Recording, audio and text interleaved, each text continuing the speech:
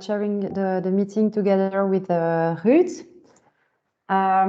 So we propose to have this session today right at the beginning of the holiday period, hoping that many of you could still attend. And I think the main goal today was really to update on the key projects that are ongoing in the core region. So you have received the agenda and the slides, and basically today most topics will be related to the update on the day-ahead capacity calculation and market coupling topic. So with an update on the core flow based, on the capacity calculation methodologies, on the fallback solutions, on the external parallel run. And we will also have a discussion on how to better access the information in the core region. So is there any comment or any remark on the agenda?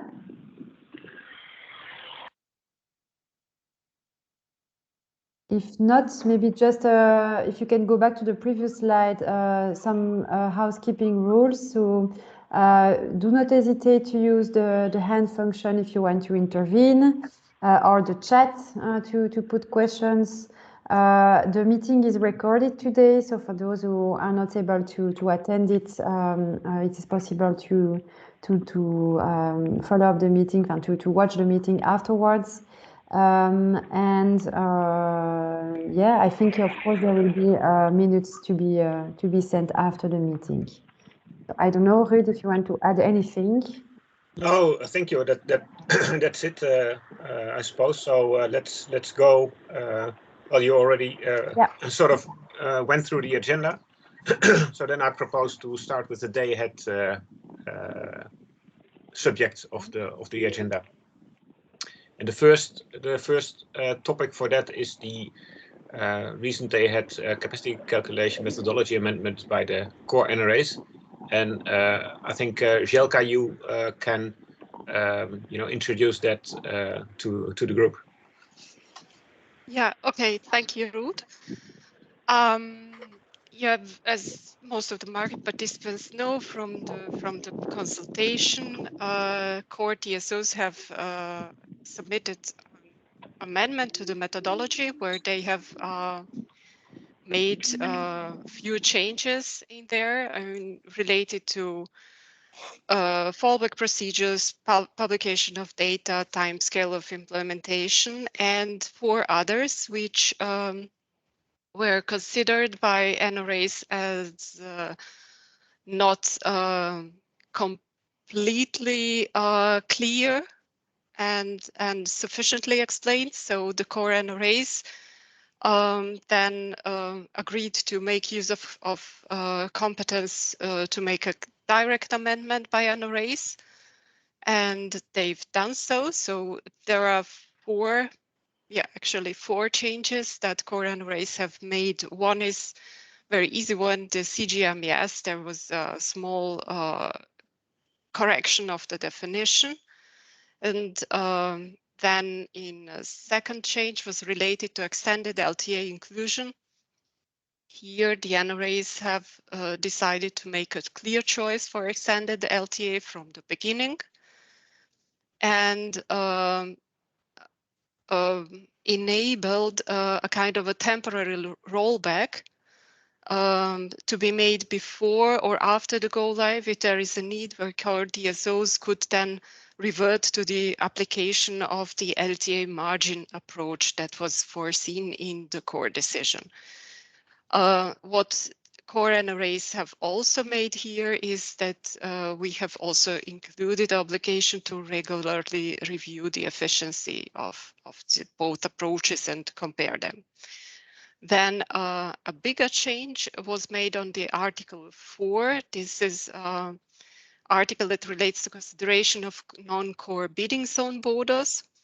This was quite heavily drafted because the core NRAs decided that it should be clearly distinguished or clearly described how the non-core bidding zone borders shall be considered.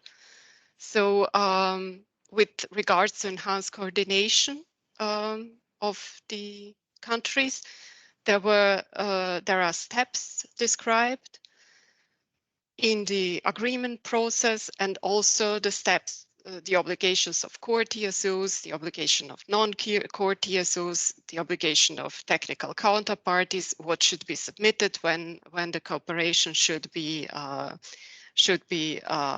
enhanced.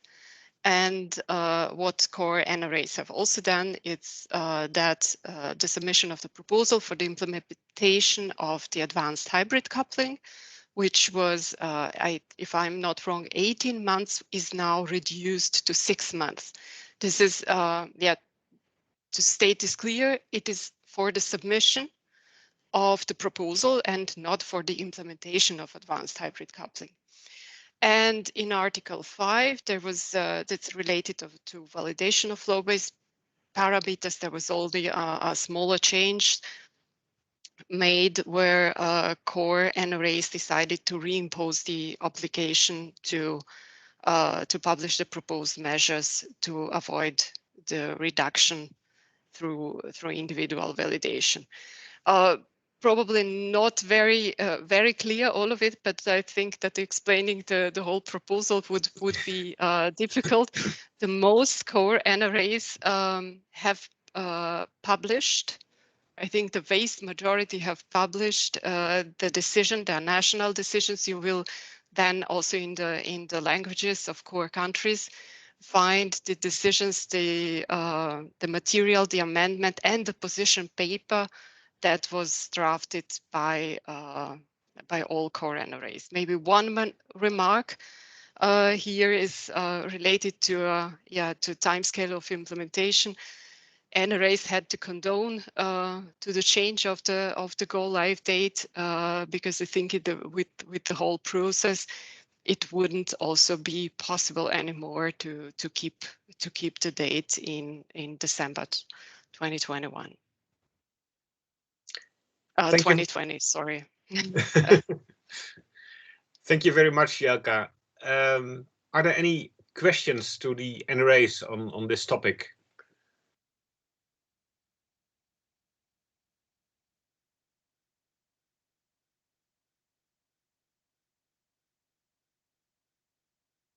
Well, that looks quite convincing then, I suppose. Maybe it's good to mention, if we go to the next slide, that to get the history of the process, there are the TSO documents can be found on the ENTSO-E website, on the core part of the ENTSO-E website. Like Jelka told, the NRA decisions decision is on the individual NRA websites. Although now we are planning to also include that on the ENTSO-E core website, so that everything is at the same place and has a better to get a better overview of the the formal status of things. By the way, this is not yet there, but we are planning to do that. If there are not any other questions, then I propose to go to the next part of this meeting, and that's the status of the flow-based day-ahead project, especially, of course, also related to the status of the parallel run. So, Miha, could I give the floor to you? So Miha is on holidays. Oh yes, sure, sorry. Yeah. His name is mentioned indeed. Yeah, but, yeah. No, we agreed that I would present this part, so I will do so. Yeah. So maybe this is the high-level planning which has been communicated sometimes before. Maybe to highlight, of course, the most important phases that should also be familiar to you. They are mainly mentioned in the green color. And of course, we started the external parallel run in November, and we are progressing and also started already the daily publications a while ago. So this is on track, and the market, the capacities are computed on daily basis and published on daily basis, and the market simulations are following always at least 20 days. And some results, were delayed because of issues with the simulation facility. So some results might not be available to you, and this is because of issues there, especially with new topology and also historical data that sometimes was not available in time. Then the procedures, which is as well really important, especially towards the joint market coupling testing. And for the procedures, it's important to know that several versions are always approved. So there's first a version that we had already approved, just to make sure that everybody has the same basis for the implementation.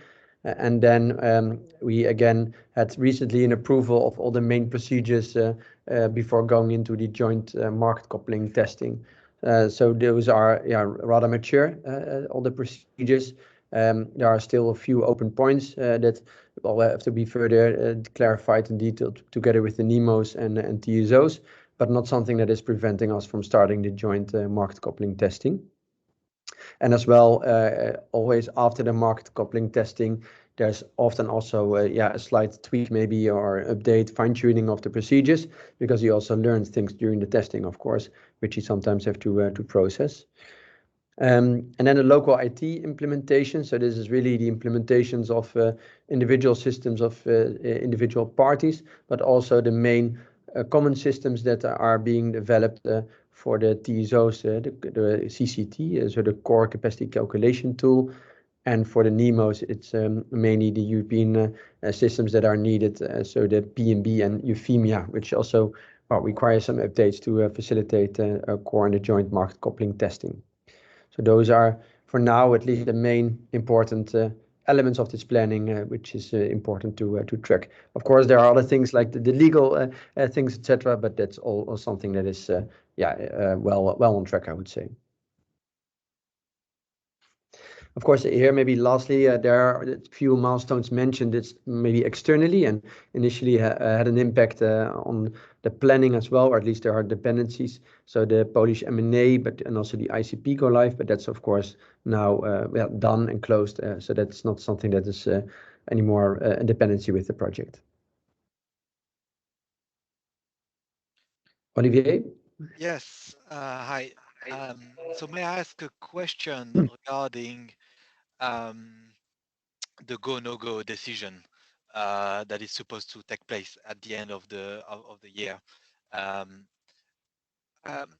which basis this decision will be taken by and by who? Is it based on parallel run result, quantitative results? Is it more based on technical readiness? And what are the criteria to say, okay, we're happy with the process and let's go live, basically? And I think a side related to that answer is,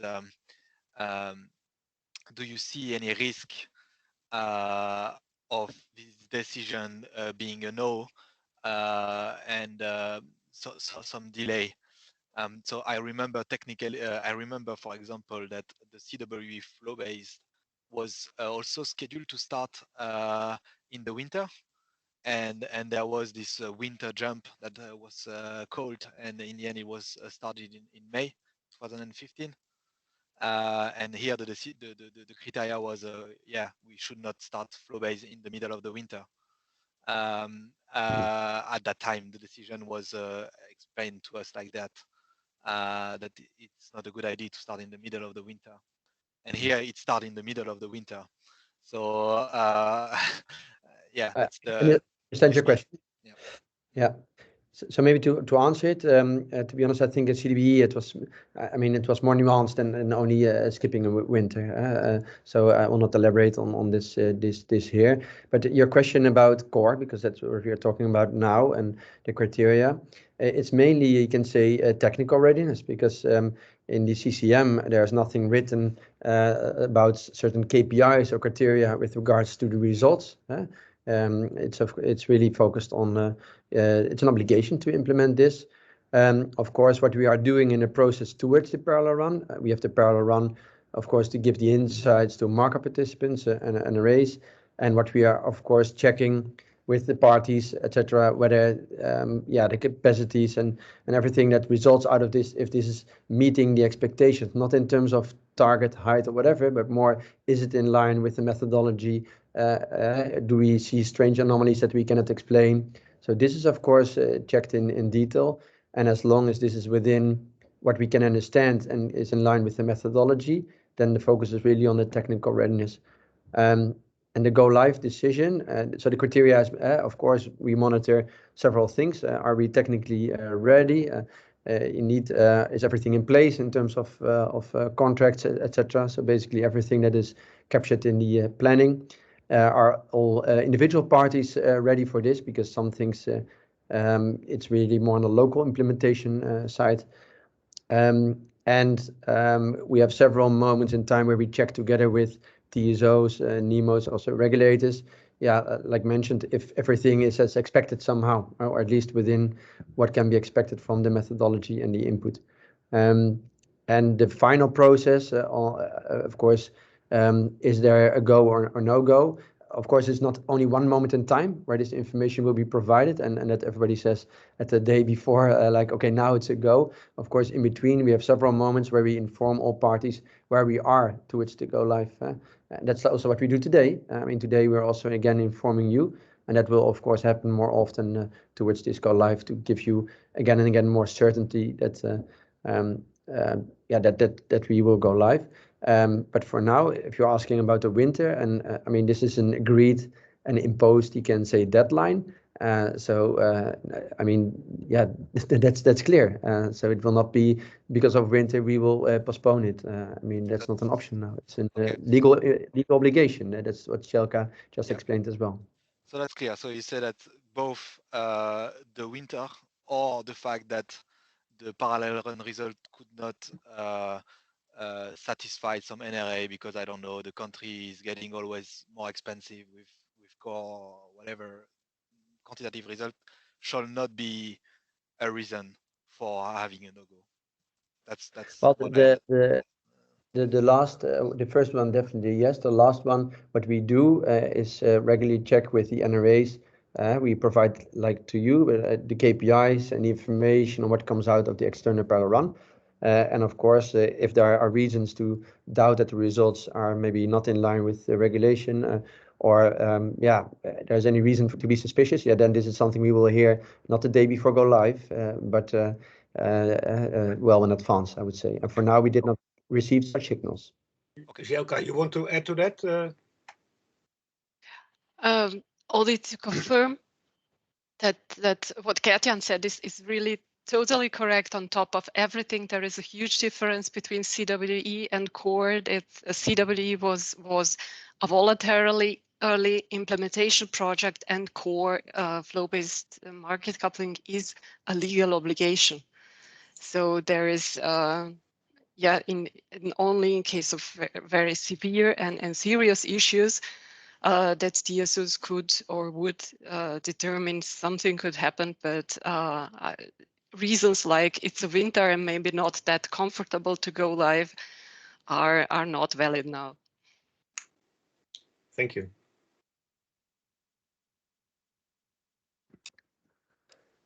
So now further questions maybe towards the next slide. So there's of course, an explicit link between this overview and the next slide, which is giving some insight at least in where we are and what the progress is.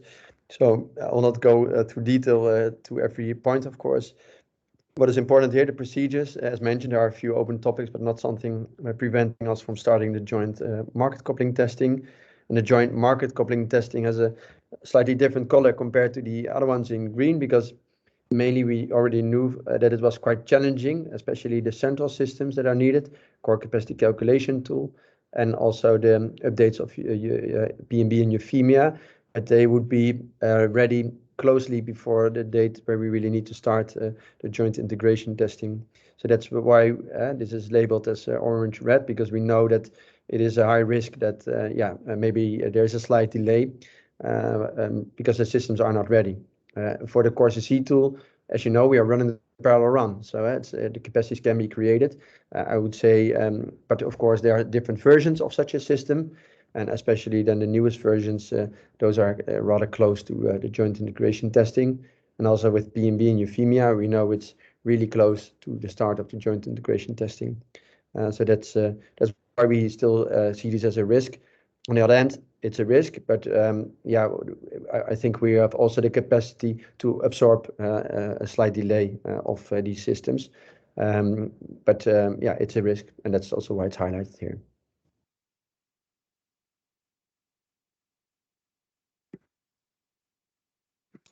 Any questions to this part? And I propose to go to the fallback. I think, Gert-Jan, you are covering that as well? Yeah. Yeah, so for the fallback solution, as you know, it's mainly the shadow auctions that is defined as the main fallback in case market coupling fails.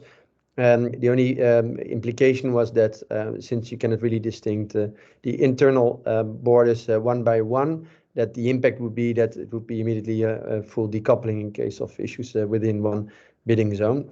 On this aspect, I think you have been I don't think, I'm sure that you have been informed last time. That's also why it's written on the slide that market coupling or the core joint parties were exploring alternative options to make sure that maybe where the issues are, it's more isolated, the impact of this. It was mainly about, for example, decoupling of missing order books. So from one NEMO, for example, in a bidding zone border, or several NEMOs in case of M&A. This is something that has been investigated, and the parties came to at least a preferred option to implement, and it's described on the next slide. And what mainly the considerations and criteria was to have the best solution somehow that was still feasible to implement before go live, because it was an important criteria. As Jelka also mentioned, it's a legal obligation, so that was not a choice. So the solution that has been found, which was also supported by all parties, is a solution where all the borders remain coupled, except those connecting to the affected bidding zone. So in a picture, if there's a bidding zone without order books, so from one NEMO in an or several NEMOs in an M&A, then the idea is to isolate that problem really to that bidding zone and the connected bidding zones. The solution for this is because during the development of extended LTA, we now also have a way to provide, you can say, ENTSO-E values for market coupling next to the flow-based parameters. And what we can then do in case of issues to send actually then for all the bidding zone borders. There's someone not on mute, so if you can put yourself on mute with the noise. So what will happen then is that the flow-based domain would be put on 0, and actually we would send an ENTSO-E values that would be equal to the shadow auction values. That means that for the borders that are not linked to the affected bidding zone, this can be still part of the market coupling and an implicit allocation, and then only shadow auctions would be really applied for the ones linked to this bidding zone with the issues. And this solution is being prepared to be implemented. So it's known how to do this, and the systems are being prepared for this. After go live, there will be some additional effort because there are some adverse effects, especially related to the transit scheduled exchanges.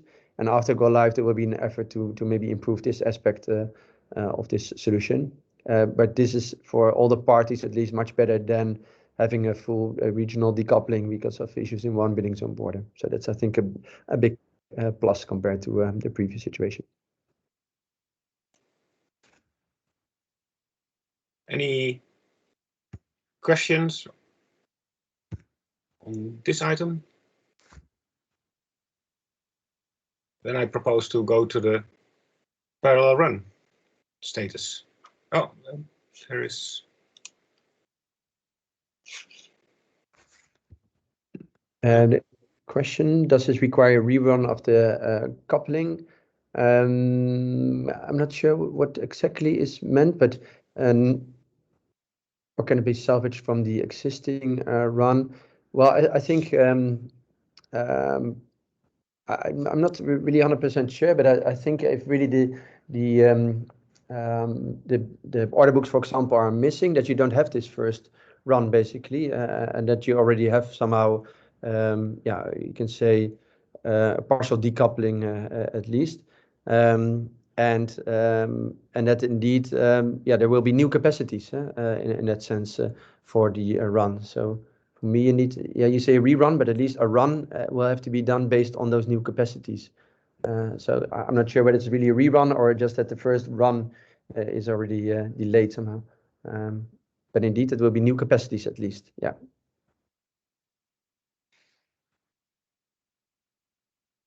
Okay. Yeah. So based on the chat, I think it's answered.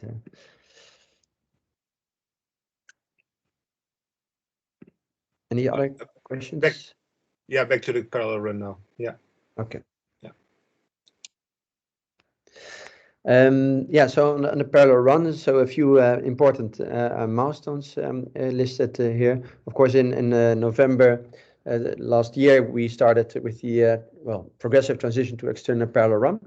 And there indeed there was still somehow a delay maybe with the publication of capacities because it allowed the time for TSOs to define is this representative enough to be published.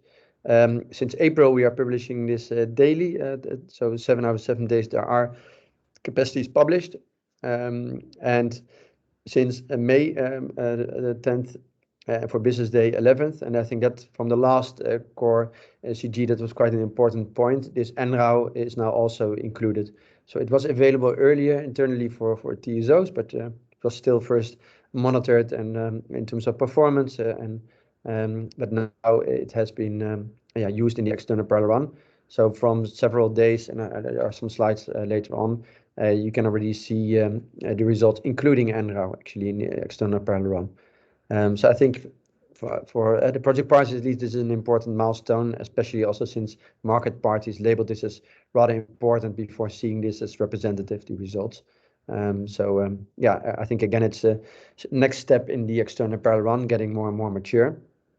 And the next step is actually to increasingly make it more stable. So definitely we are able to provide and create results, but the idea is really to make sure the process is operationally more stable and also the quality of results. So having less spending and default flow-based parameters, for example, is of course the next aim that we will have to reach before end of July, basically, because that's the self-imposed target, you can say, of core TSOs to really have a fully stable parallel run at that moment in time. And then maybe lastly on June, so it's not maybe course specific, but at least important to know that ICP of course went live. So that also means that also for the simulation facility, now the real results, operational results can be taken into account. Olivier, you have some questions? Yeah. Well, yeah, one or two questions actually. So one regarding the NRAO. I acknowledge that it is now in production. There is still something I don't understand, is that when I look at the results on the publication tool, I don't see any publication for the. It's still empty, the curative and preventive remedial action section. While I would have expected that with the productionization of the NRAO, this would have been filled. So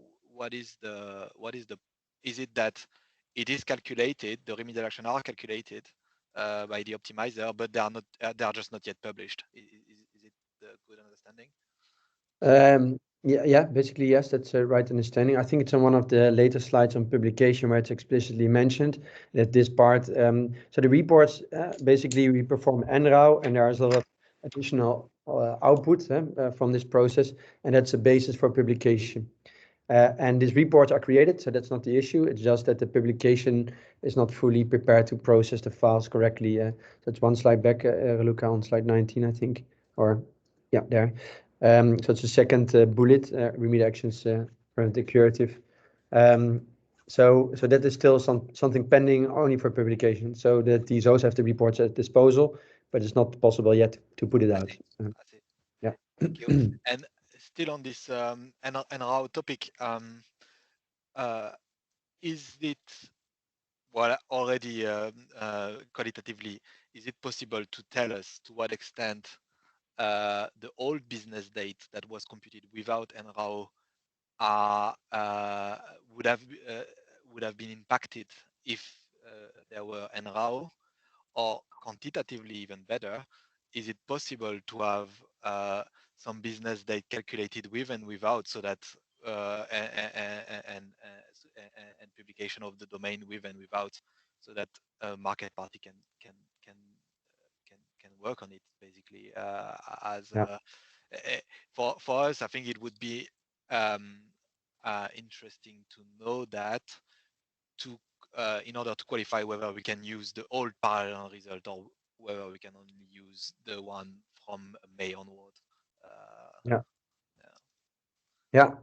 No, I understand the question. So maybe two thoughts. On the one hand, you have the results now at disposal and know which days it's applied or not. So basically, it gives you now the possibility to build up that knowledge and experience to see yourself the difference between what happens if it's included or excluded. To be honest and clear, I mean, the focus of the parties was really to get it in a parallel run. I mean, that was the highest priority. And of course, the logical next step is then, if you have the results, to start analyzing this and draw conclusions from this. And that's the core TSOs are in this process. I mean, before summer, we won't have anything to present on this. But I assume in the next core CG, that would be good to come back on this and to inform you a little bit about at least the interpretations of TSOs themselves.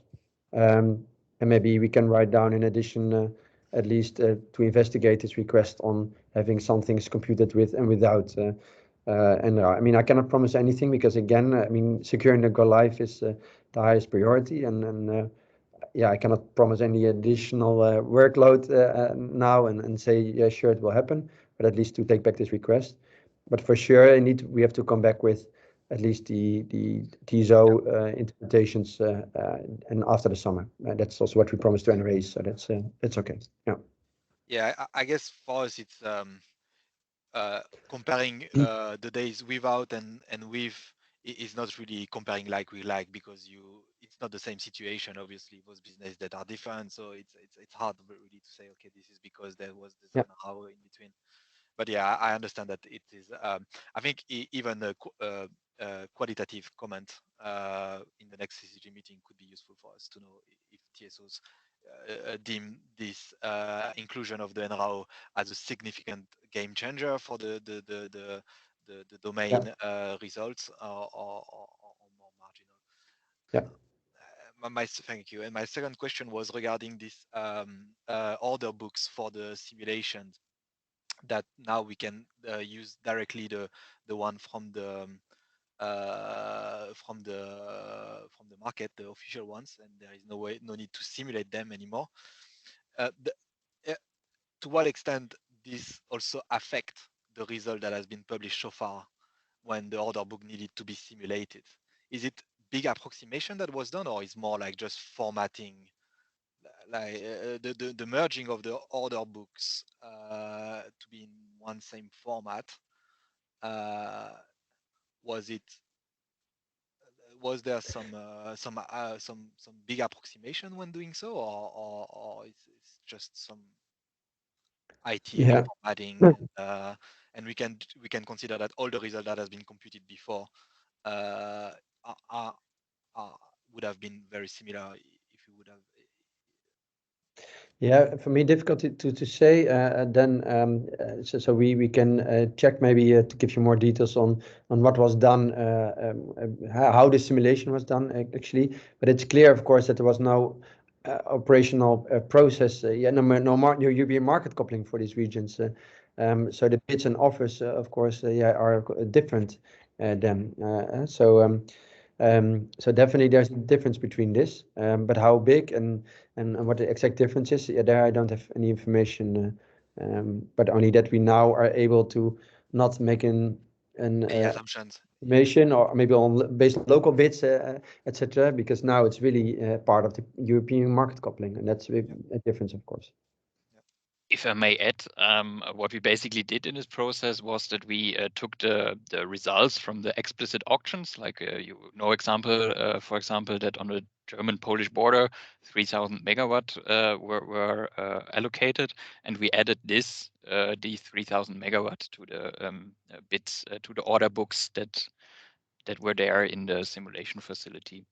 That was basically the process behind, and that's was something we don't need to do anymore, because now it's already included in the after the ICP go live.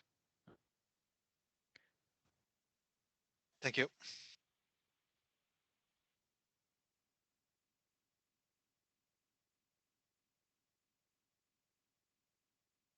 Yeah, so maybe on the next slide, indeed, slide 11. So here, just to make sure that, I mean, hopefully you're already aware. If not, then you will be after this slide to say we publish daily the results, and the core TSOs are doing this, but there can be limitations. And this is something that is then published every week. So I think normally on Fridays this is published, and there, if there's something specific to be remarked for a specific business day or for a period, then this is well captured in a limitations overview, and we just put some screenshots to show you where you can find this, and that should at least help maybe in the interpretation of the results, and that's information that can be found there.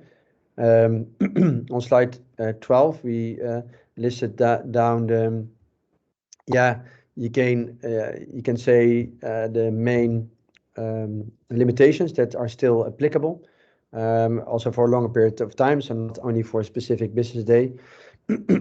And that's related to the IVA, so that the fact that TSOs are still in this learning phase, and that it might at least temporarily lead to limitations to apply IVA. So that is something that should be, this is something that people should be aware of. Another one that's also that a number of TSOs apply a fractional AMR, and only rounded values are considered in the computations. So that can lead to a slight difference, but the word slight difference is maybe important to mention here. So it's not seen as something that has a significant impact. And next to this, there were some issues that prevented Elia from applying the minram reduction, because they have a process where they, in between the initial and the intermediate computation, can adjust the minram if needed because of loop flows.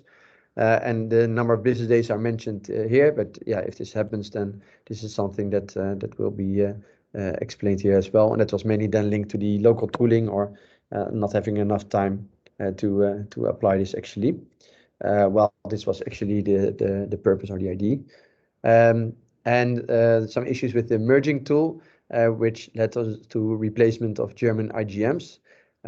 So this is still something that is there, and we are trying to have fixed in the coming weeks.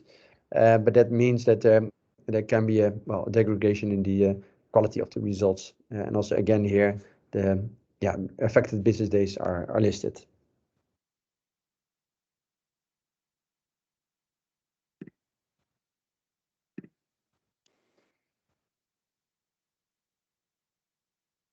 No questions, I suppose, Gert-Jan?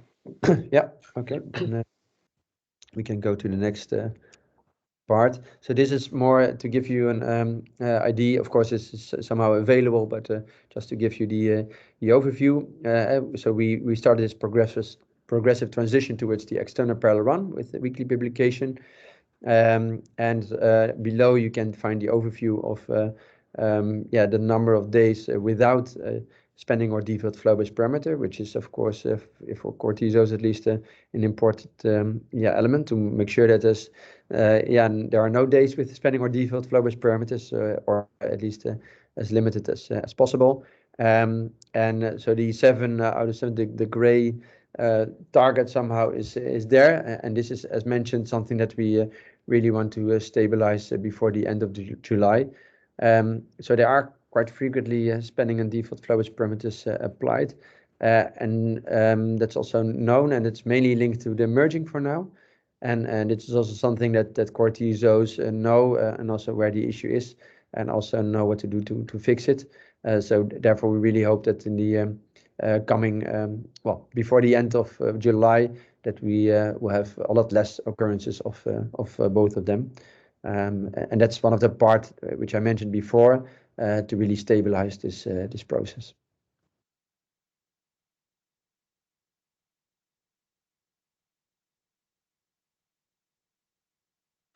Is it available those days where default parameter are applied in some ID format, or how can we know this day is good or not good? That's a good point. And it should be part of the publication, but I don't know by heart where exactly this can be found. So maybe if Syed is already in the call, that he could answer this. But that should be visible indeed in the publication tool. And if not known, then we can look it up and point it out. Syed speaking from Zhao. Yes, we have a sheet called the spanning in DFP, and here you could check which days the default flow-based parameters were applied for spanning via the date picker. Okay. And if you click on the date picker, it will highlight in green the days when there's some available information. So it is those days that the DFP or spanning was applied. Yeah, but this is only graphically available for the user. I mean, this calendar, we can't query it at the moment from the API, I suppose. That is indeed correct, yes. So it should be considered then maybe to have it's more manually we can see indeed in the calendar. Yes. I see.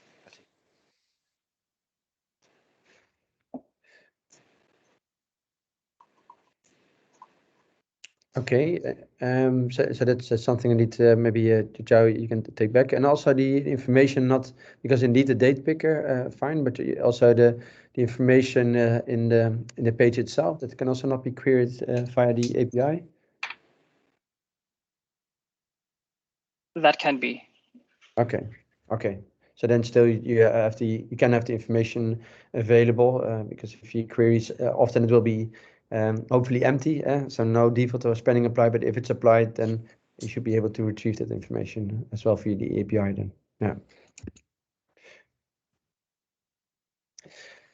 Yeah, so Marius already put a screenshot of this there. Any other questions on so far on this part of the presentation?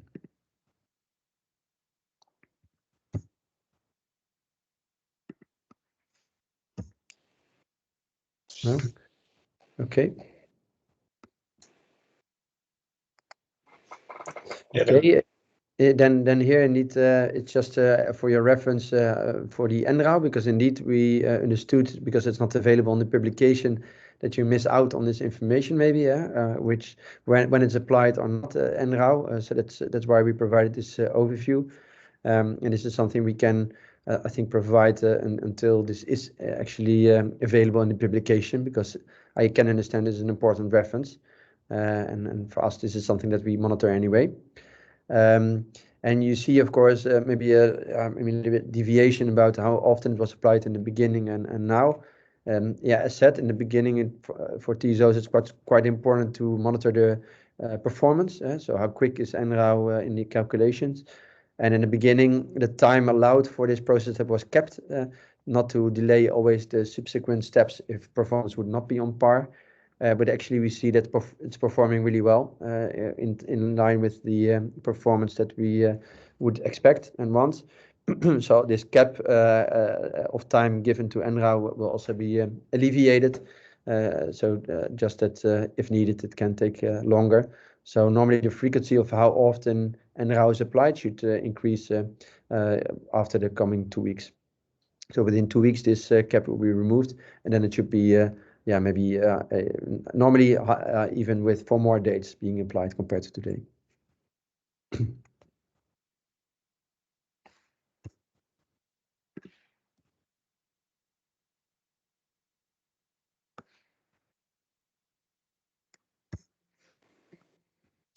No questions? No questions, no. Okay. And I suppose the next piece of information, Gert-Jan. Yeah, indeed. Maybe shortly, I will present still this slide, and then Marius will take over the KPIs itself and the interpretation of this. So again, just to some screenshots to show you where you can find the KPIs, because yeah, of course, it's important to have them available. These KPIs, in the beginning, there were some issues faced. Especially linked to the topology and also the simulation facility to make this compatible with.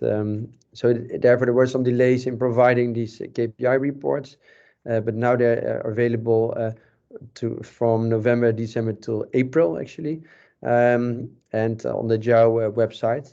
There was also the reporting was also updated for November, December, because of as mentioned, this topology, and also some other corrections which have been listed on the slide. Of course, this was a pity. We also wanted to have it one time right, but took quite a lot of effort to recompute the results, but we thought it was worthwhile, at least towards the NRAs and market participants, to do this update. So of course we will try to avoid this for the future, that updates are needed. But at least we thought it was worthwhile to do this for these first KPI reports.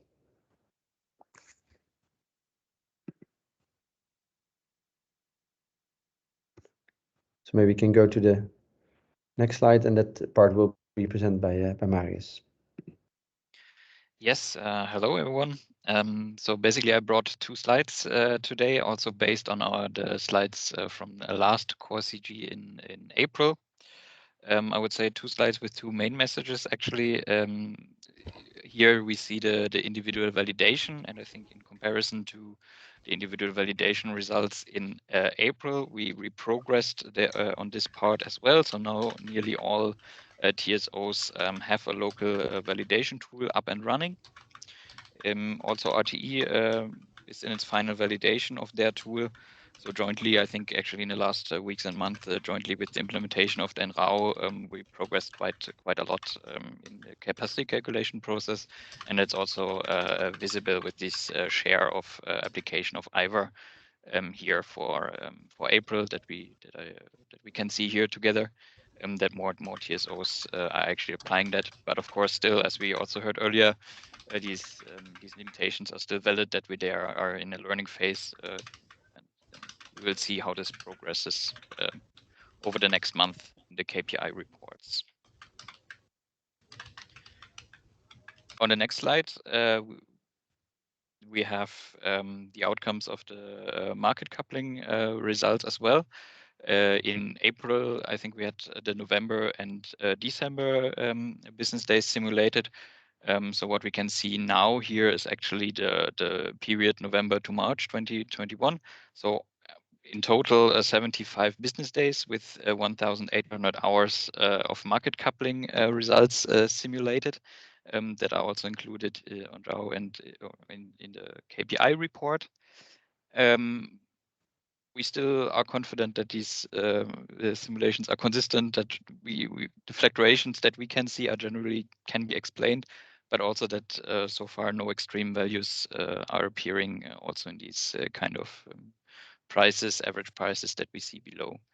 And I think what's a very good KPI and a very good outcome of all of this is actually that during 220 of the 1,800 simulated hours, so in total 12% of the hours, we actually saw full price convergence in the whole core region. So actually there was no critical network element limiting the market, and I think that's quite remarkable over such a big region for now. And also calculated ones with near price convergence. I think that's also something that we sometimes see in the ASA monitoring reports. These near price convergence actually below €1 of price spreads. We saw it even 14% of the hours. Yeah, I think what lies ahead of us is then as well to integrate the NRAW results in future KPI reporting, and then also check now with the go live of the ICP project on trading day, the 17th of June, that we also check or do some comparisons there with what changes or what changed after this in comparison to our core market coupling simulations. Thank you very much, Marius. Are there any questions or maybe observations from market parties in this context?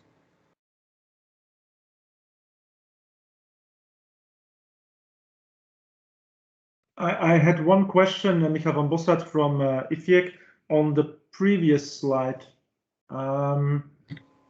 Why is the value for Belgium so much higher than the other ones? I mean, the difference is gigantic.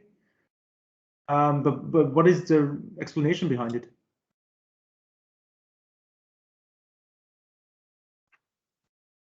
Yeah, I think the main explanation is that for Belgium, they have this excessive loop flow derogation from their NIA. And that's at the moment the way how to include this in the core capacity calculation process to consider these loop flows via reducing IBAs in the process. That could change over the period, but that would need to be checked with Elia as well. Okay, so it's mostly linked to an operational implementation issue and not to a real market underlying issue.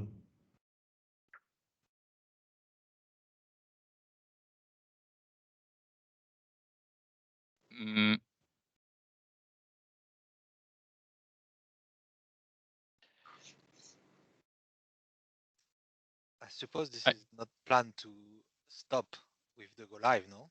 My understanding. Sorry, the sound is not very good. Marius, were you talking or? No, I was checking how to interpret the statement. Yeah, I think there are ways to include it earlier in the process, in the capacity calculation process, and then you see lower values here in this IBA KPI. That's indeed the Olivier, case. were you making a comment as well, or? Well, my understanding is that because there is a derogation, and the derogation will also apply in the future, this situation where there is a lot of IVA on Belgian borders is supposed to continue also for the go live. But yeah, I might be wrong, so I'd like this understanding to be confirmed. That basically, yeah, there will be also IVA during the go live. It's not just because Elia is not ready yet to do the validation process. But maybe to important to note down if we can provide some additional explanation and maybe in a minute as a post meeting note because maybe there's a specific reason for this high IVA. So that's something we have to maybe clarify. Yeah, let's put that on the action list indeed. Yeah. There's a comment.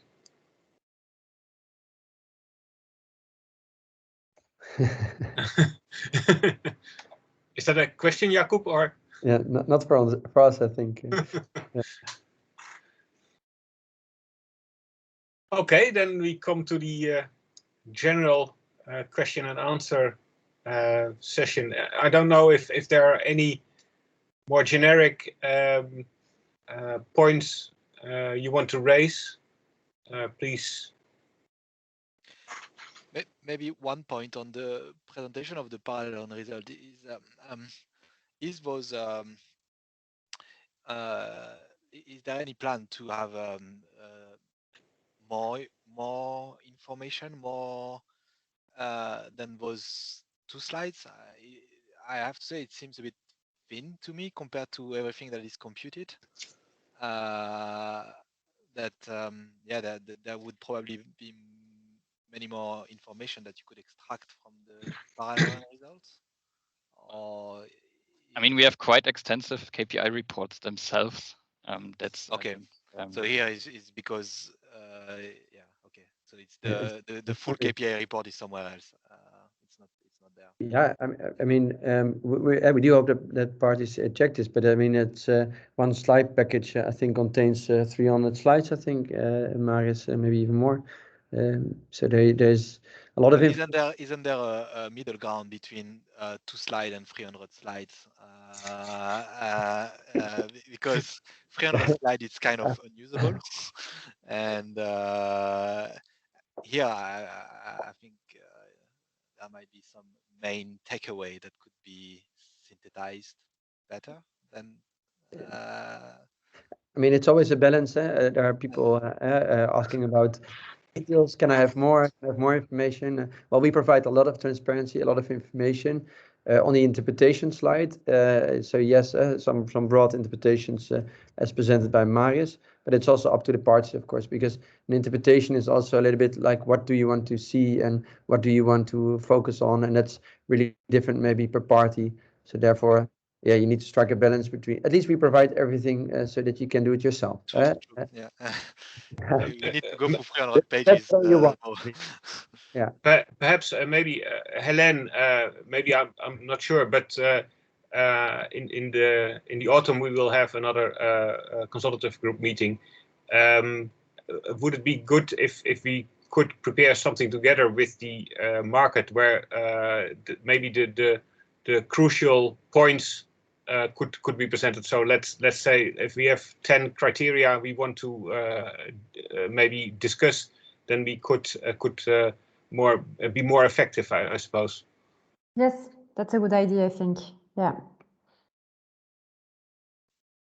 So let's take that up for the next. And also for market parties who have ideas about those criteria or exactly. to suggest something, feel free to contact Ruud and I to make suggestions on this. Then maybe we can include that as a action point for the minutes. Yeah. I think that makes the guesswork a bit less.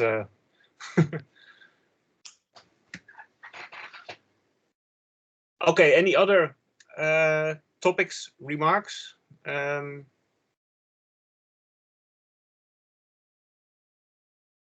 Then I propose to go to the publication tool. Said, you are going to present it?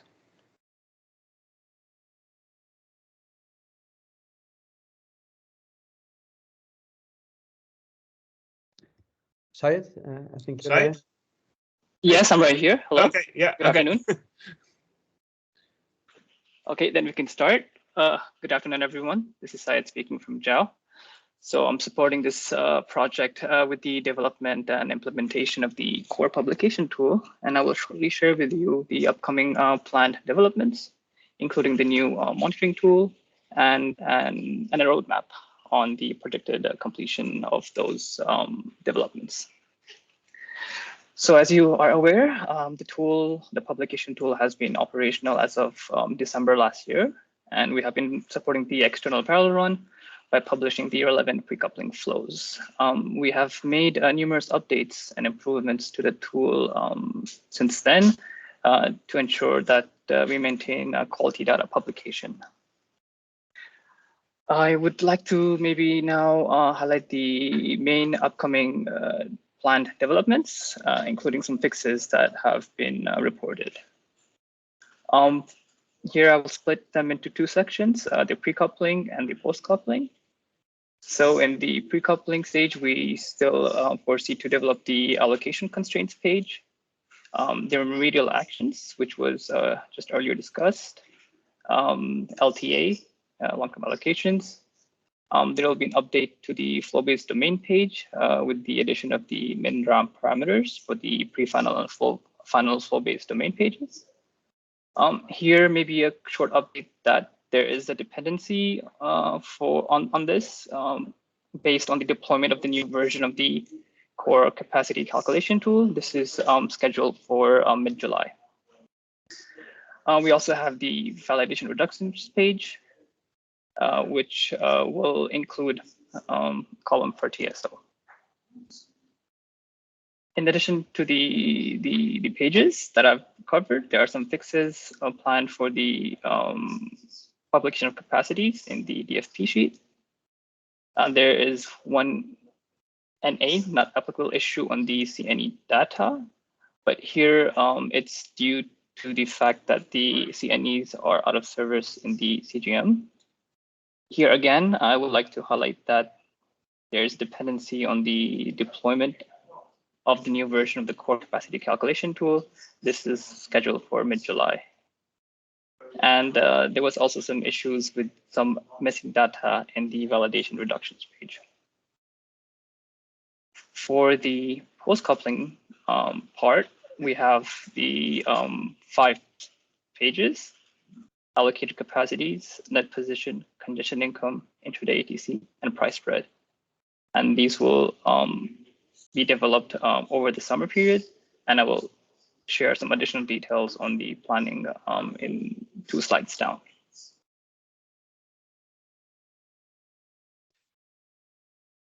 Maybe Olivier, go ahead. I think Yeah, there's a question. on the NA. So I think I understand that they are there because some CNE are monitored but not in service in the CGM. I think the plan is to remove them, those NA, or to keep them, because I think that somehow it is useful information for the market parties to know that this line is not in service in the CGM. So if the plan is to remove those NA, it's a bit of a loss somehow of information. I mean, what I mean is that yes, these are not needed for the domain per se, but it gives an information, which is what are the lines that are in outage in the CGM. So is the plan is to remove those NA or to or to keep them?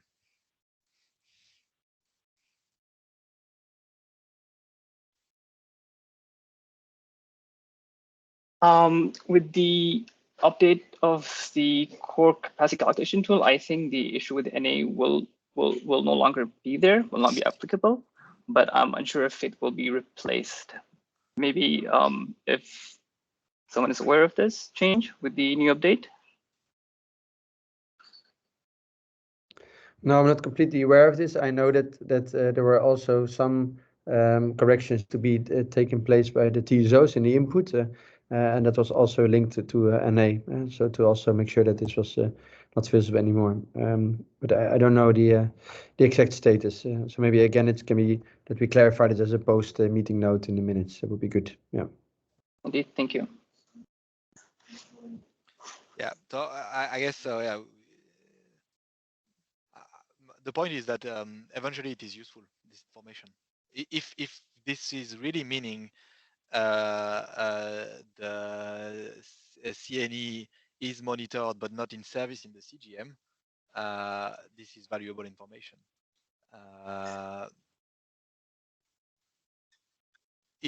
At the beginning when I saw those NA, I didn't know that that was the case. But if it is really that it means it's not in service, then that tells something to us. So removing them would be a loss somehow. Okay, I will take your feedback. In the past, or in the CW dataset, basically knowing that a line is out of service is basically seeing it disappearing from the domain for a certain amount of hours, and clearly it's not a robust way of detecting that. But here, seeing NA, eventually, if you know that this is because this is not in service, or seeing zeros would be equivalent to, would be would be a good way actually to see that. Thank you for your feedback. I will take that into consideration when and also assess the impact of the change, and then we will have a clear idea of the real impact.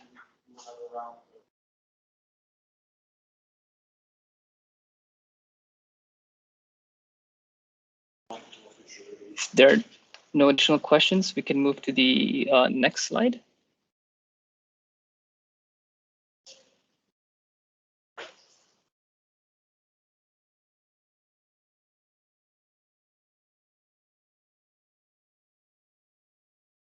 Thank you. Now I just would like to cover the monitoring solution that we are working to develop and implement, which will be used to check for data completeness, so we can ensure that the relevant data is available and published in time, and also at the same time meeting the requirements that are set forth in the day-ahead CCM article 26.1.2. With the monitoring solution, the main aim is to have daily monitoring in place where the tool is performing automatic checks for any and all missing or unavailable data. And in the event this is the case, then after a certain threshold, there will be some alerts, notifications sent to relevant defined parties, such that actions can then be taken to fill this gap in publication and have the publication then complete. The tool will also be used to generate reports on missing parameters for at least 1 year. So this can also be used to for annual reporting as well.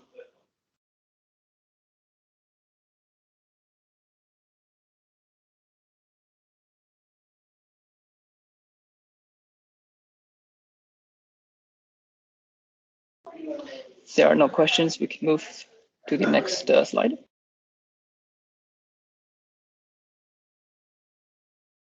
Thank you.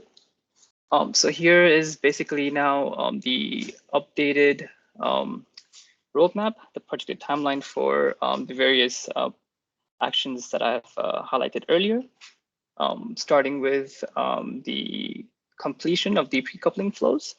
This is set to be ready and live early August, so within a month's time. The monitoring tool is projected to be ready and live in September. And then lastly, post-coupling flows are to be developed and ready during the month of October. And from our side, we strive to have the complete publication tool ready by October. And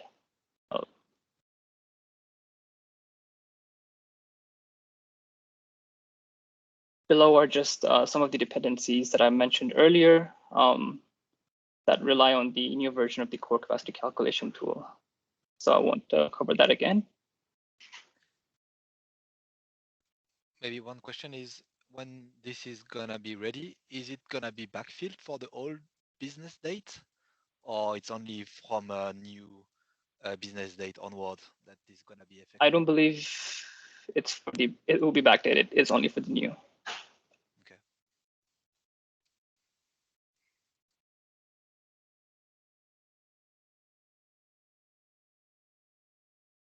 Okay, then if there are no more questions, then thank you.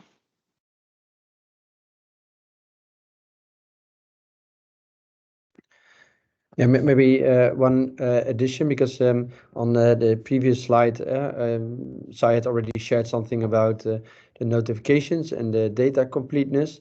Well, as you might know, in the CCM, it's described as one of the obligations. Well, it's mentioned here, and one of the obligations of monitoring this data completeness.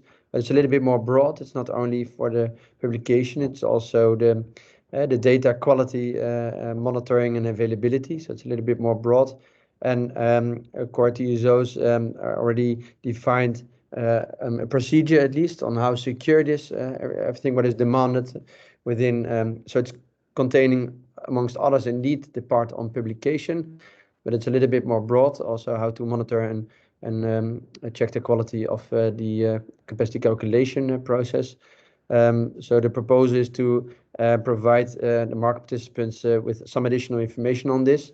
And I think it would be most pragmatic to include this then, maybe as an addendum, as a slide of the core consultative group presentation, and maybe refer to this in the minutes. So that's something we also do actually. Yeah.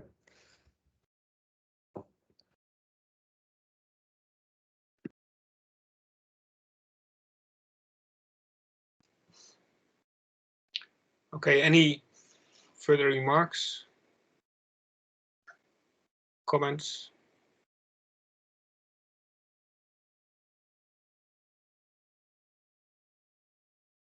Then Helen, it's up to you for the next topic, I suppose. Yeah.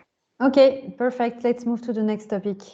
So the next topic is about, a bit more globally, the access to all the information that is available.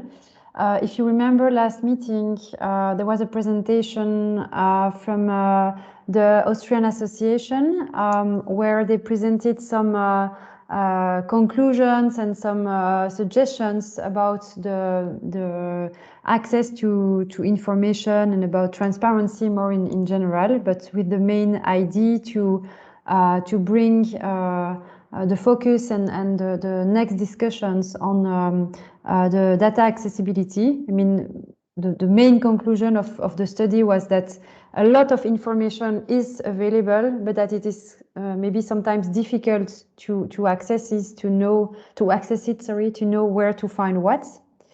And following this presentation, we had some reflections together with Ruud and with Lena and with the Austrian Association.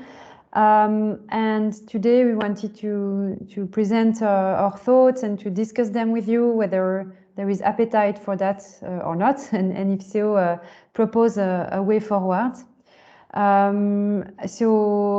Basically, from the TSO side, there is the openness and willingness to now start a dialogue with us from the markets on how we can make the access to information better, so that it's easier, and also maybe from TSO sides there is more insurance that all the data that is processed and prepared is found and is useful for the market parties, and from our side, from market side, to make sure that we know where to find what, and we know what is available.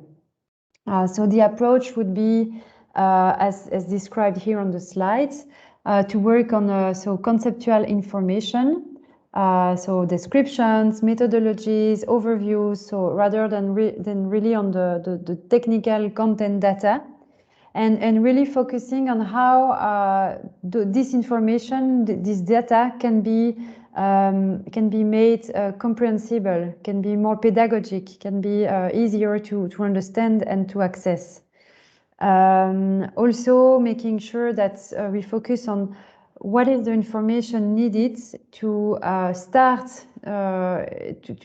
for let's say beginners and newcomers in the topic. So because with the new core flow based, obviously many new market participants and many new stakeholders will be involved and will be impacted by flow based as previously in CWE. Maybe it's difficult for those who are not yet familiar to the topic to get access to this information. So what we had in mind is to create a small group of volunteers that will be interested to join and to participate to the brainstorming and the discussion. People coming from the different countries, so to make sure we involved people from, of course, not all countries, but from various places in the core region.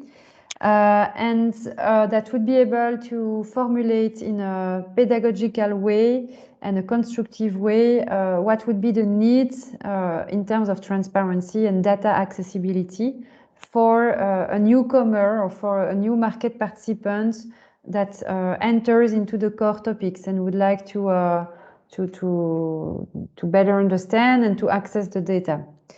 So in terms of workloads, what we expect is that we would have a first kickoff meeting and then on 3 or 4 meetings per year maximum to really reflect on the proposal made, so make the follow-up and then in the future, of course, possibly come with new proposals once we progress into the implementation of the flow-based.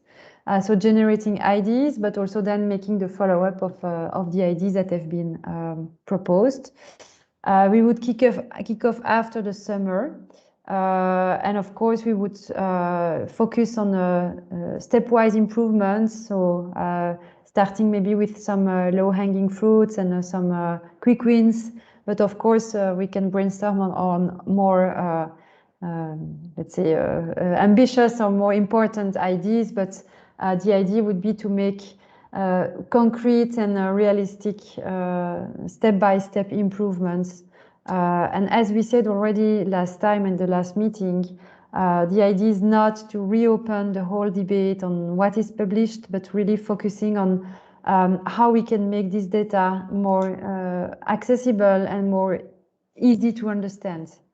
So for instance, and I'm just sharing a personal thought or a first idea, but do we need some charts, some representation about what is already available, some pedagogical description, some library or some, kind of list of contents, some links, some representations. Yeah, maybe to add there is what we want to avoid is the discussion we had a few moments ago where we think,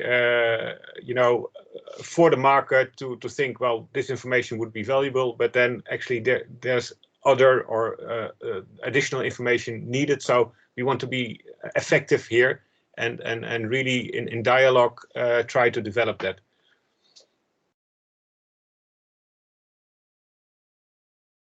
So I don't know if some of you want to share feedback on this proposal.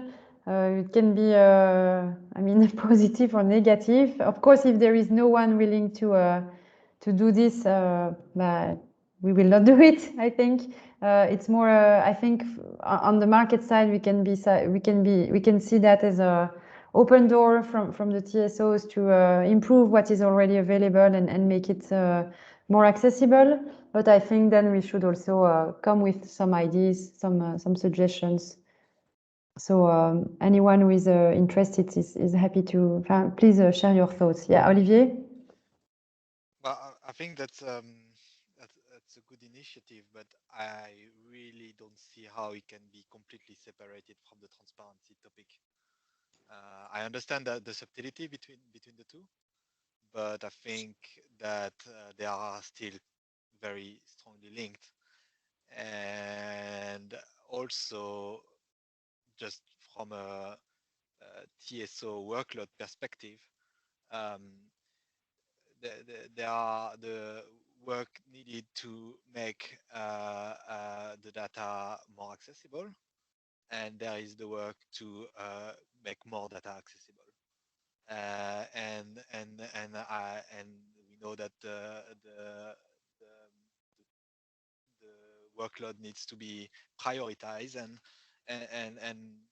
I don't really see how those two topics don't go hand in hand and should not be discussed in the same place, basically. I understand the need for kind of splitting it, but Well, why wouldn't you create just a transparency task force that tackle both of them? And because the topic are links, so if you want to make new data available, then you need also to think of how they are accessible and how you present them and so on. So I don't really see how you can, this last point, that a transparency subject will be treated separately. I think it is difficult to separate them. Sorry, Olivier, you're very hard to hear. Ruud, I think the point of Olivier is to ask and to challenge the fact that the data transparency subject would be separated, because maybe when discussing there will be, I don't know, that there could be the need to publish something else to make something more understandable, for instance. And I think Olivier considers that it is quite difficult to completely split the two topics. In a sense, but the point is that, you know, talking about the data itself, like for instance the common grid model, is a lot about understanding the data, and this process is about, you know, how to organize the library, so to say. Yeah,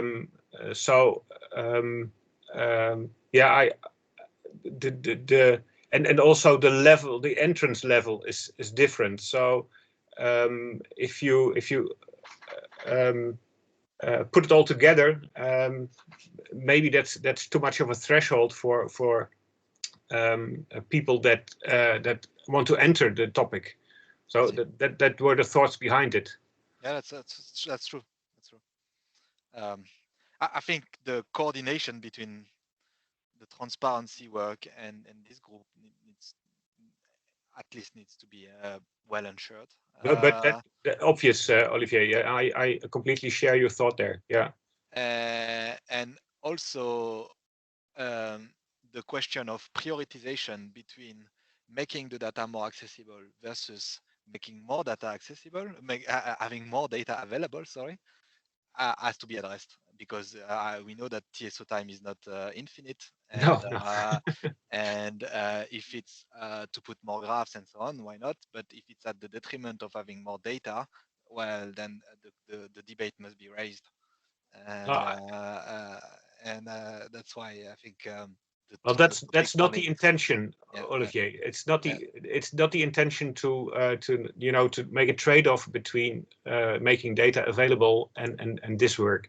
This is about mostly about existing data and how to make it comprehensible, and not discussing new information, because and we want to build on the report of the Austrian Energy Agency that highlighted this aspect of the information access.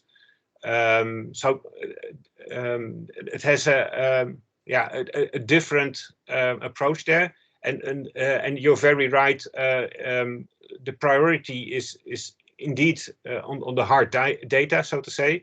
But we also have a lot of you know, requests and comments that so the between brackets the conceptual side of the information should also be easily accessible.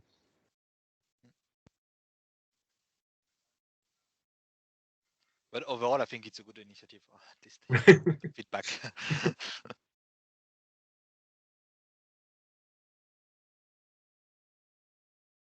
But yeah, the challenge now is actually to find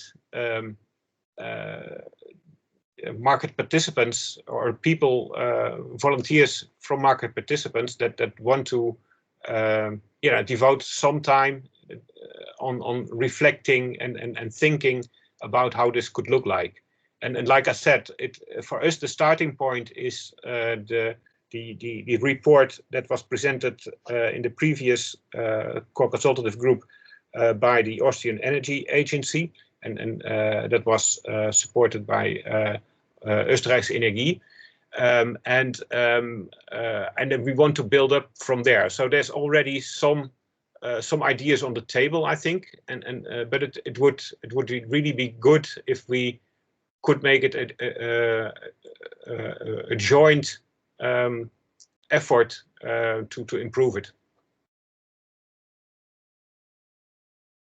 And we need the needs from, so to say, the new flow-based markets, but also from especially maybe smaller market participants in the CWE market. So that would be the preferred outline of the group.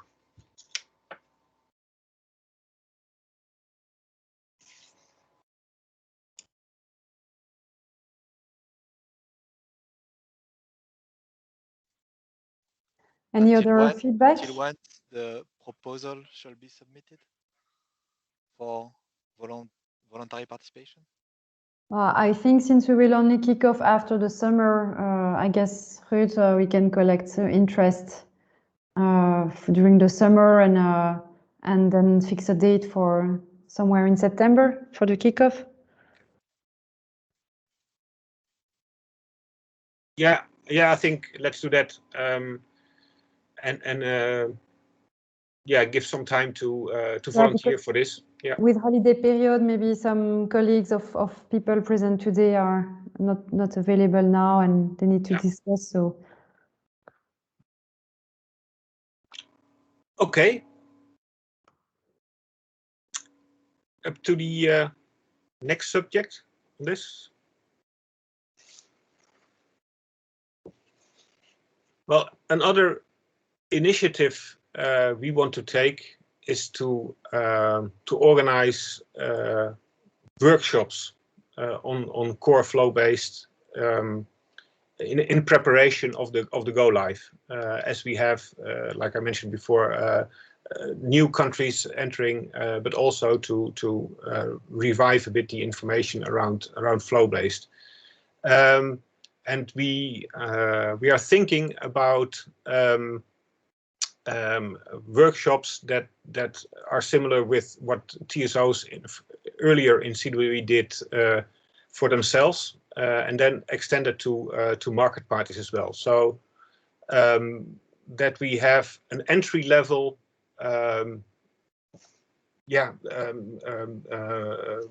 information exchange about flow-based market coupling. And also this, I think we need to develop together to make it worthwhile. So our planning would be somewhere in November this year, 2021. And maybe a follow-up next year with some more in-depth type of workshops. Yeah, to get a bit of a feeling of what you like, we have made up a survey. So it would be very valuable if you could give some feedback on how this would look like in the next 2 or 3 weeks, so that we can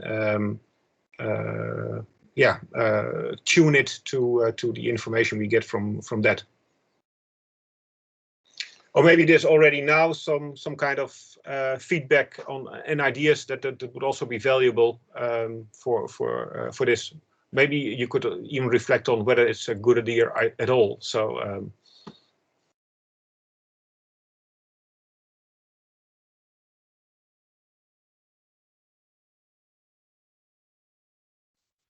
I think it's a good idea. Honestly, I've been working in that flow base since a long time, and even for me, the core there is a new concept that didn't exist before, and even when I see those slides, I feel sometimes a bit lost with those new IVA or RA, RAM, R concept that are genuinely new to course, I think both for new flow-based countries or old ones, it is very valuable to have some pedagogic session to wrap up the concept, basically. Okay, thank you, Olivier. Any other thoughts?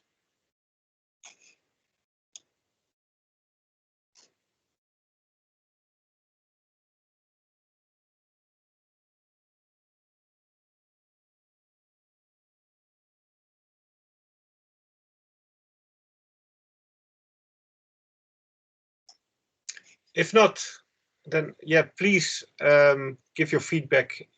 There's something. Alexandra, okay. Thank you, Alexandra, for.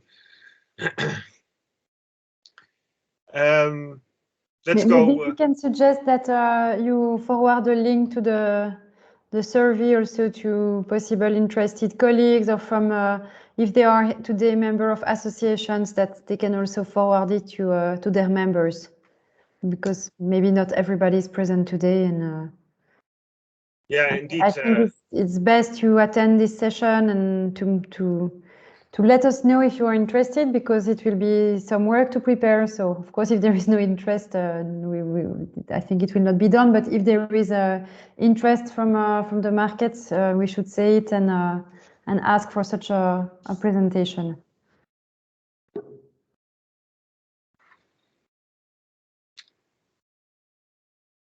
Yes.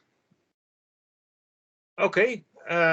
Let's go to the next subject, which actually is a go live of the intercoupling project. So who was again introducing that?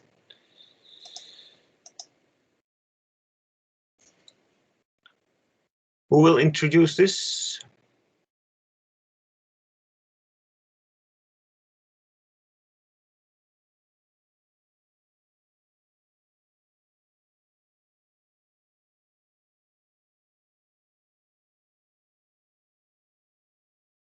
Yes. Is it Turcik? Yeah, Mario. Indeed, that was also the only name I could think about that that's normally presenting these kind of updates. Indeed. Yeah, it's. But he's not in the list, I see. No.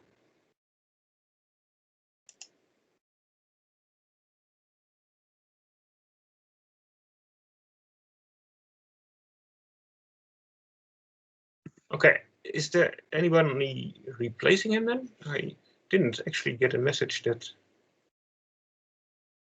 Okay, but then I think maybe we should go through the slides and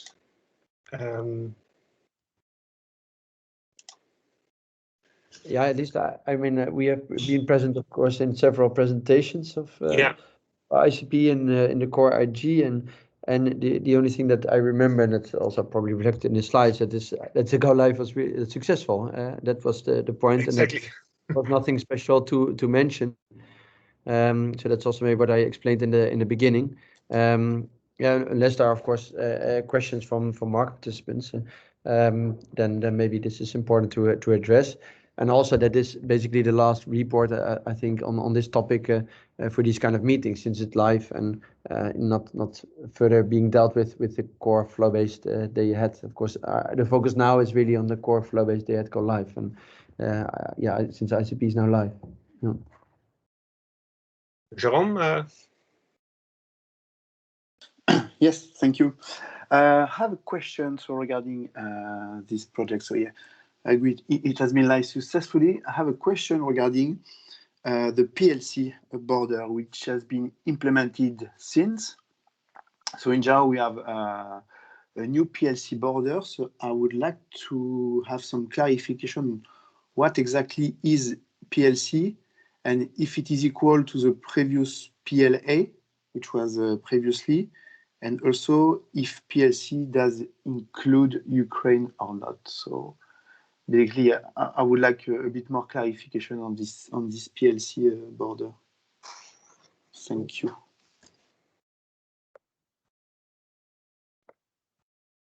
Yes. Is anybody able to answer this question? Because actually I don't know.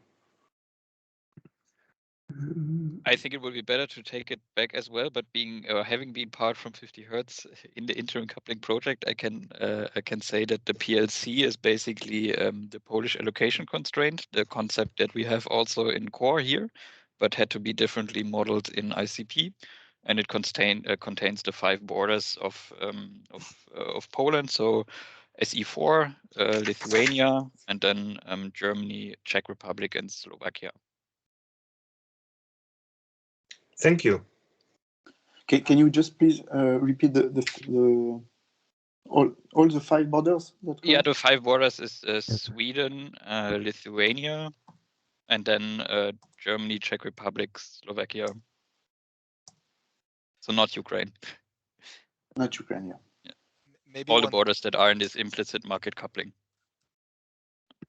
One question related to that PLC is it an intermediary constraint until core is live, or is this constraint is set to be to still be there basically once core is live? Because as it covers more than the core countries, so namely SE4 and Lithuania, my understanding is that this is set to be still there after the core go live.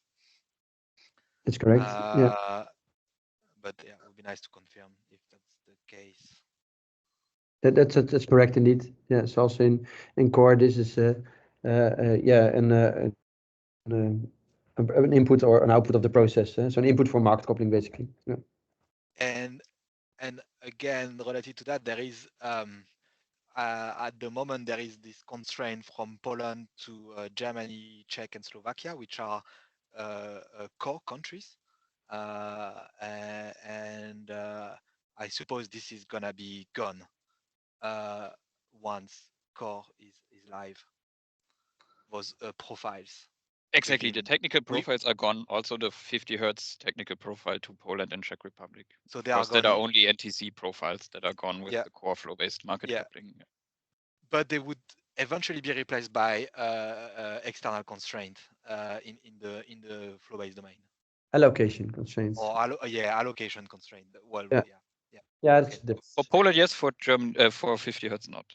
That's important.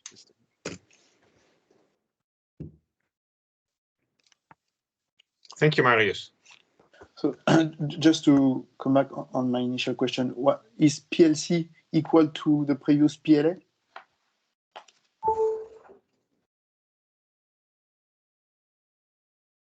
Yeah, to be honest, that I don't know. Let's take that question back and put a reply in the minutes or so. Yeah. Okay. Maybe we can check it. Yeah. Thanks a lot. Yeah.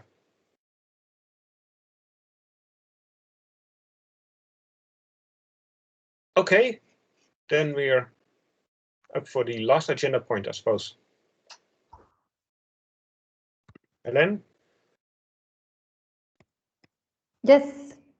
Well, so I think we covered already most part of the agenda. So on the last topic for today is the any other business and the conclusion. So we just wanted to remind communication channels that are in place. If you want to be part of the mailing list, so there is this existing mailing list to receive all the invitations, the slides for the meetings and so on, and any communication. And if you are not part, you can send an email to the address mentioned here.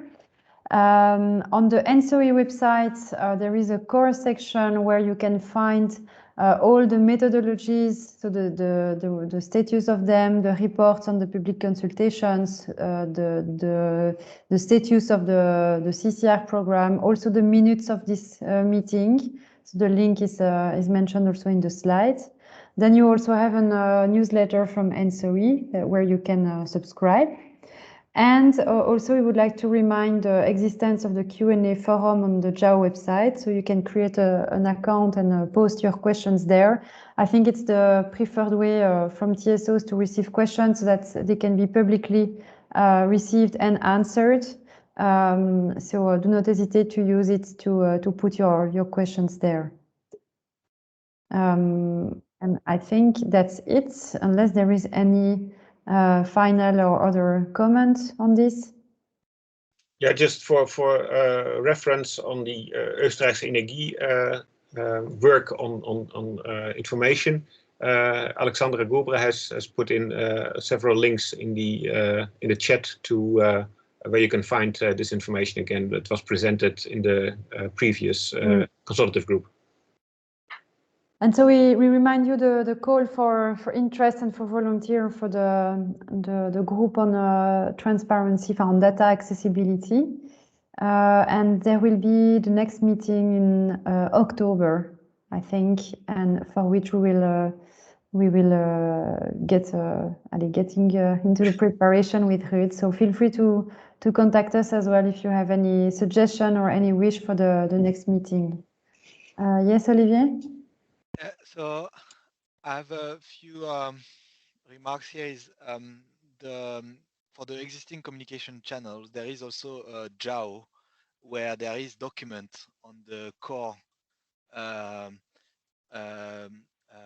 section. Is there a plan like to have only one place where all the documents are available?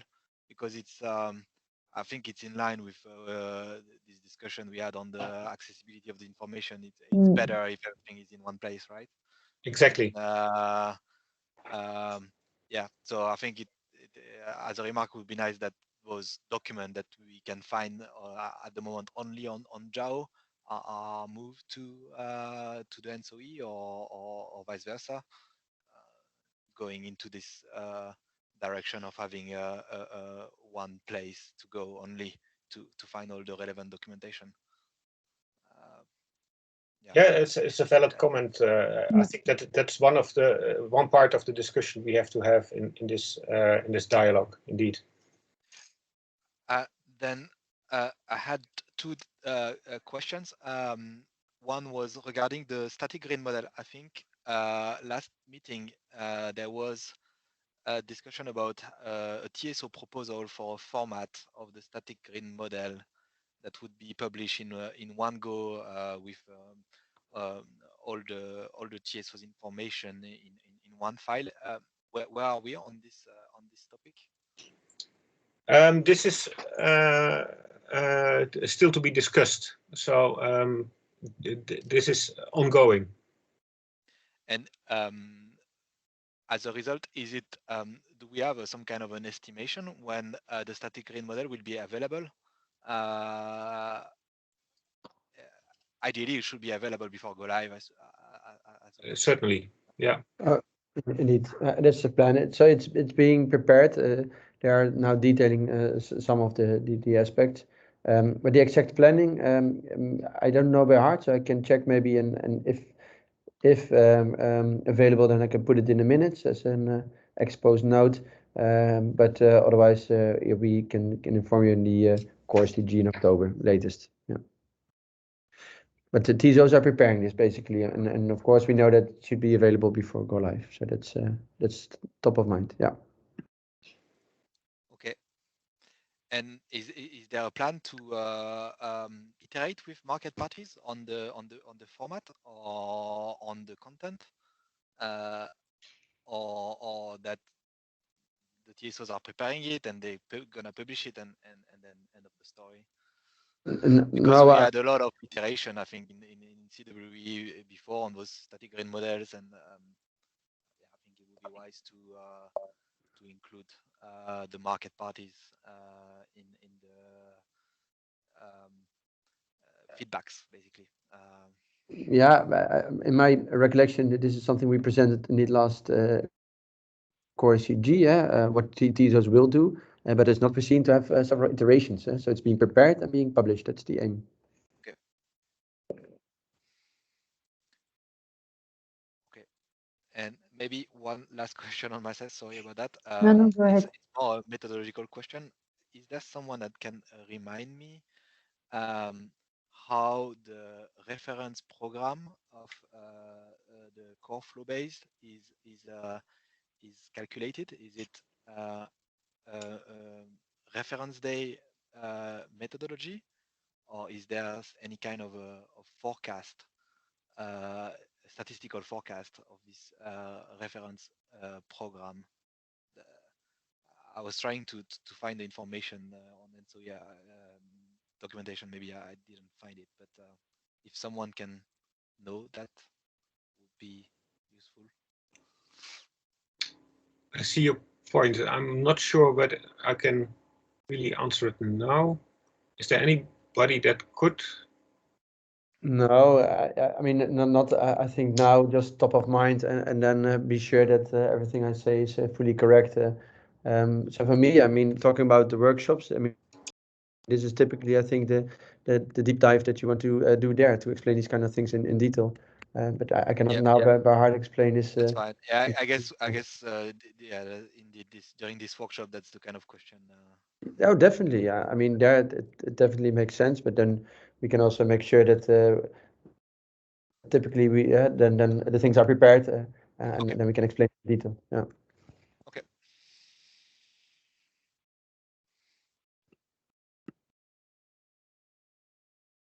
Okay, any other question or input?